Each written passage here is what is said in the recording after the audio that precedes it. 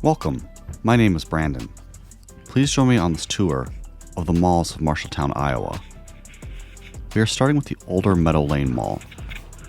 I learned about this mall thanks to one of my researchers' 10-pound hammer. I then found a small collection of photographs taken by rural retail and just had to visit this place. I mentioned once in a video that I prefer to separate malls into separate videos, but my creative director suggested I ask my fans to vote if they wanted separate videos for the Marshalltown malls. A majority of people told me they would rather see a longer combined video about the two malls than a short video about this one.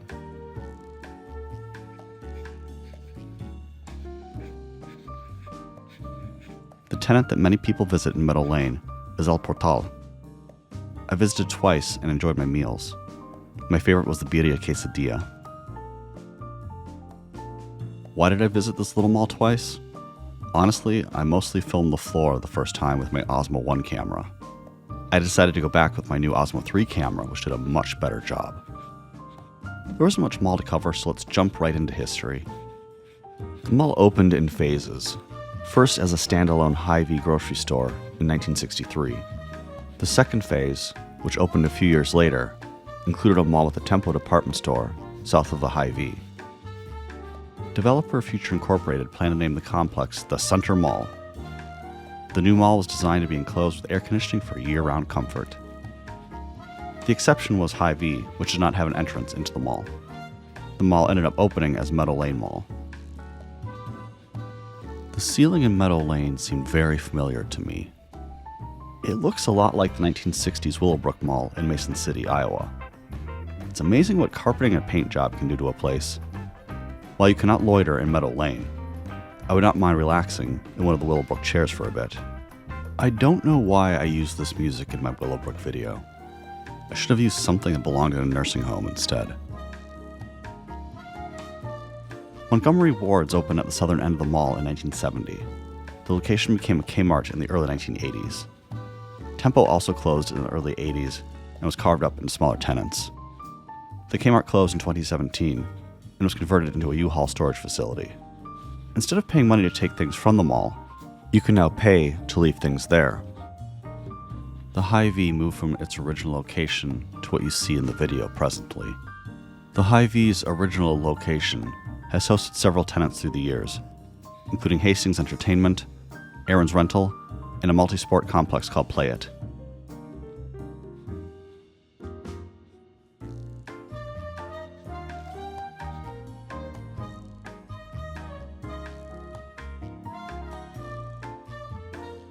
Oliver Bean moved down the road a few years ago into Marshalltown Mall after they outgrew their space in Meadow Lane.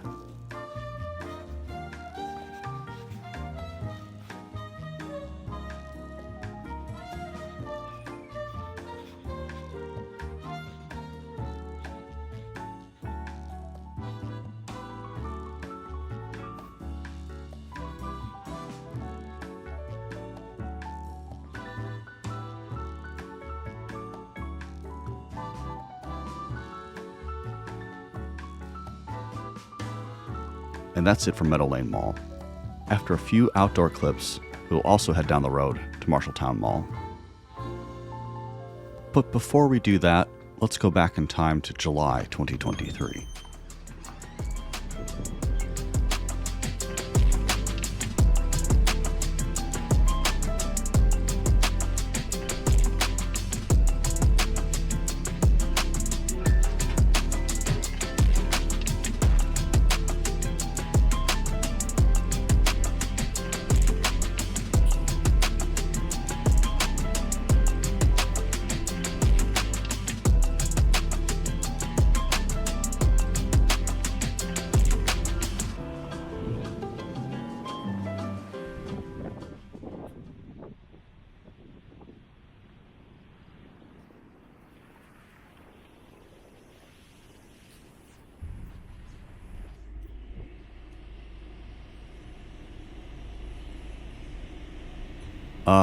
Marshalltown Mall, or Marshalltown Center. Both names are scattered throughout the property. In July 2023, I drove an hour out of my way to visit this mall while traveling to Des Moines. It was totally worth it. I had to be in Des Moines by 4 p.m. to check into my hotel and then meet friends for dinner. Even though it is a 4-hour drive from the Twin Cities to Des Moines, I woke up at 7 a.m. to visit all the malls I wanted to see. However, I had a dilemma. I wanted to visit Southbridge and Mason City one more time before its remodel, but that mall didn't open until 11 a.m. I had to choose between Southbridge or malls I'd never visited before.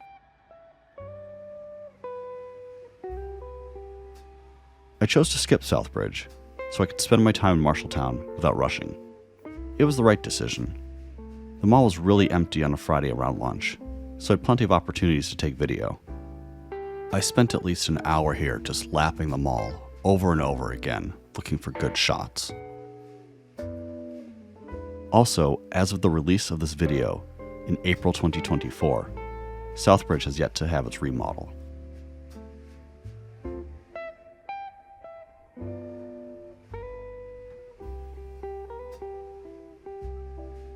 Alright, enough about me. Let's talk about this mall's history. Marshalltown opened in 1972 by original developer General Growth Properties. Marshalltown Mall opened with anchors Sears at the north and Woolco at the south. The mall also contained a 2-screen movie theater. Later that decade, JCPenney's and Yonkers opened as anchors in the mall. In September of 1982, Woolco's parent company announced they were closing all Woolco locations. By the following January, all stores had shuttered. Walmart then moved into Woolco's spot. It is in the empty storefront, straight ahead.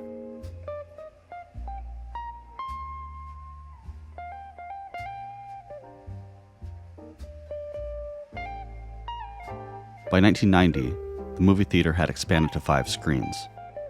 Sears closed in the 1990s, long before the chain came crashing down everywhere else. Sears was split into 2 tenants, Holling Myers and Stage. Walmart left the mall to go into their own building. After moving out, Menards then went into the old Walmart space.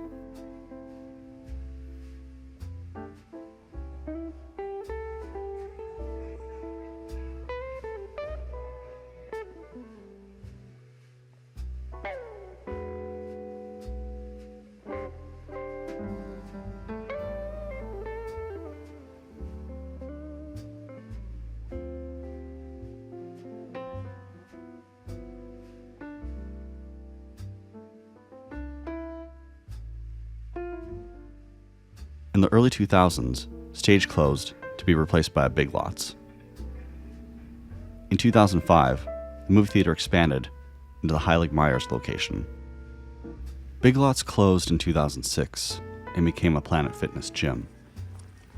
There is still a faded Big Lots sign visible on the side of the mall that we will see later in this video. Marshalltown Center was doing all right into the 2000s, but started failing at the end of the decade. Several tenants started leaving the mall. Menards left the mall in April 2012. Hobby Lobby moved into most of the Menards space in 2015. A small piece of the old Menards became a shoe sensation. The space at the former Menards entrance is an empty tenant. There is no mall entrance into Hobby Lobby.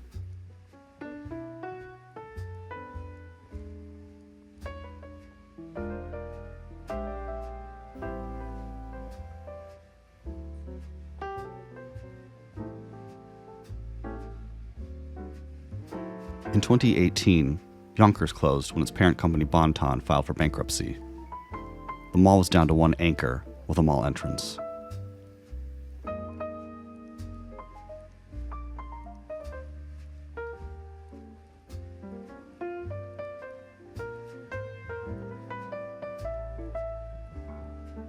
In 2019, the Marshalltown Times-Republican newspaper stated that the Marshalltown Mall sold for $2.3 million in an auction to a mysterious buyer.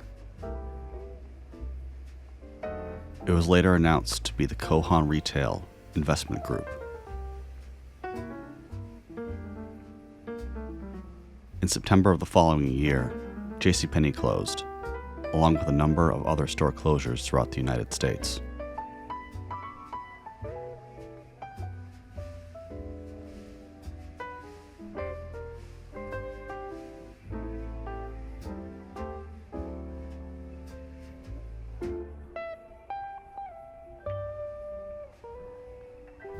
The large collection of folders you see ahead on the left are court documents. The Marshall County Board of Supervisors uses this space for document storage.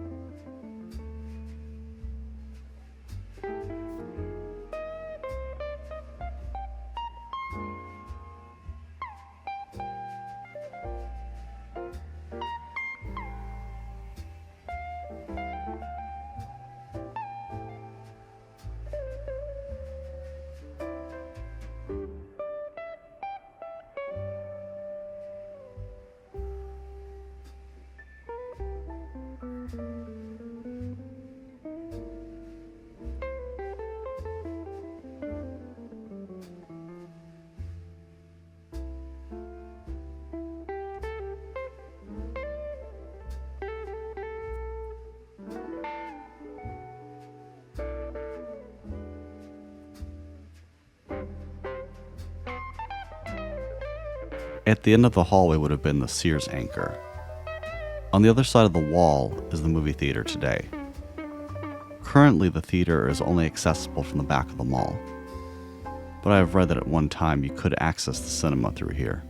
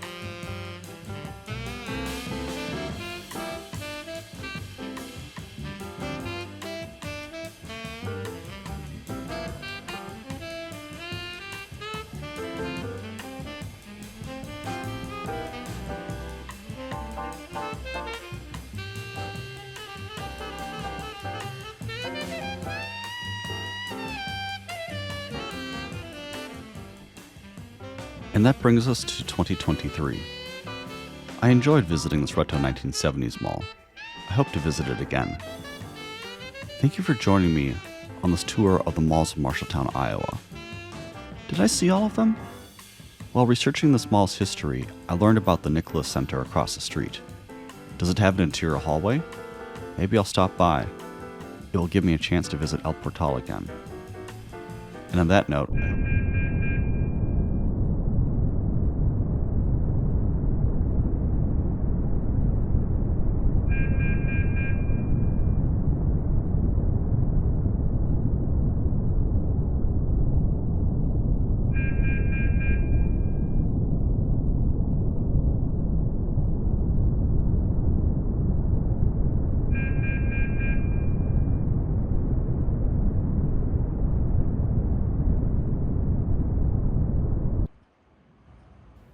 And I'm back.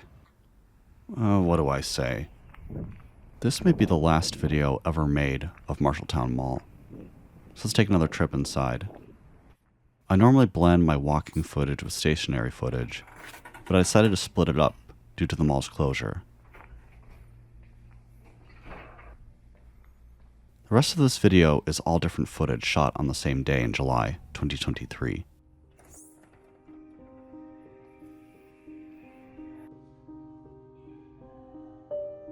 After the mall's closure, the stylists at Headliner Salon has split up to different locations. A few are at Escape on Main in downtown Marshalltown. I mentioned earlier in this video that I filmed Meadow Lane twice because I did not film it well. That's half the truth. The other half is that I returned in March 2024 to see the status of Marshalltown. A sign on the door said temporarily closed. Their website also states the mall is temporarily closed. Kohan Retail Investment Group. What else do I have to say about this scummy venture capitalist company that hasn't been said by everyone else? This isn't the first mall that has closed due to their neglect. As a Minnesotan, it pains me to know I will never get a chance to visit Northland Mall in Worthington, Minnesota. After Kohan bought that mall, Mike Kohan himself stated he planned to bring in tenants. Instead, his company left the mall to rot and is now demolished. I often think of the person ahead with the white hat. While visiting, I was impatiently waiting for them to leave so I could film the little space that was once a jewelry store. But I feel guilty now that I just wanted them to move. Were they a regular visitor to Marshalltown Mall? Did they often visit the mall to relax? Where do they go now? And the mall walkers, where do they spend their days now?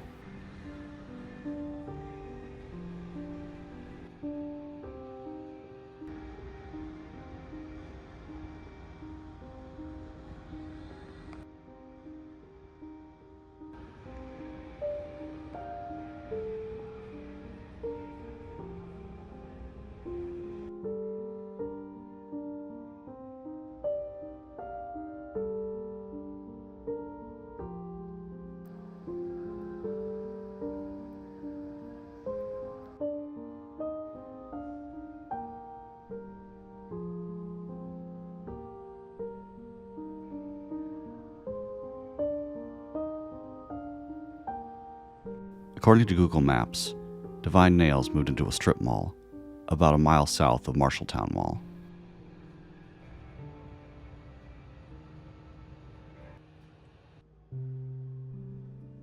I hope I'm wrong. I hope I have egg on my face, and this isn't the last Marshalltown video. Residents of Mason City, Iowa were able to buy Southbridge, and one of the large tenant owners in Burnsville, Minnesota was able to buy Burnsville Center from Kohan. But those malls were, and are still open. Today, the external-facing tenants of Marshalltown are still open as they have their own source of electricity. The city even brought over a generator to power the parking lot lights so people can safely get to their cars after seeing a movie at the cinema or going to the gym. Oliver Bean moved again to what the owner is calling their final location downtown. While some Marshalltown residents are sad the mall closed, others are happy to see businesses returning to downtown after all these decades.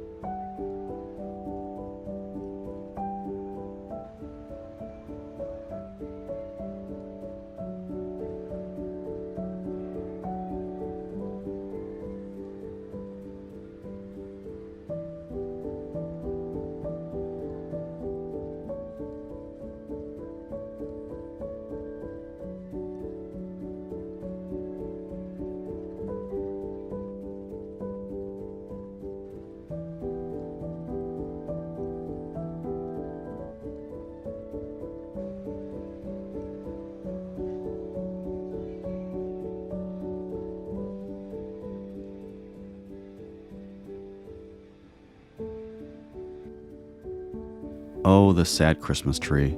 Santa did not visit this mall last Christmas. Instead, he visited Nicholas Center across the street. I was not trying to make a joke that St. Nicholas visited Nicholas Center, that he did go there. That's how I found out about that mall. As I usually do these days, the rest of this video will be footage of me driving around the mall.